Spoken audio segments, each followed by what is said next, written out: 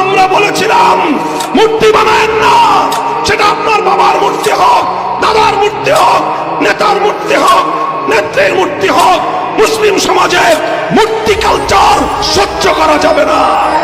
আমাদের পয়গাম কোন ব্যক্তির বিরুদ্ধে নয়, আমাদের এই স্লোগান কোন দলের বিরুদ্ধে নয়, আমাদের স্লোগান কোন নেতা নেত্রীর বিরুদ্ধে নয়। শেখ মুজিবুর রহমান সাহেবের মূর্তি বানানো হোক, জিয়াউর রহমান সাহেবের মূর্তি বানানো হোক, এমনকি আমার বাবার যদি মূর্তি বানানো হয়, শক্তি থাকলে সেই সব মূর্তি আমরা ভেঙে গুড়িয়ে দেব। তোমার বাবার চোখ বন্ধ হলে না বুঝবা দুনিয়া কাকে, তোমার বাবার উপার্জন শেষ হয়ে গেলে না বুঝবা দুনিয়া কাকে। তোমার কাঁধে যখন উপার্জনের দায়িত্ব আসবে তখন না বুঝবা দুনিয়া কাকে, রোজগার কত কষ্ট।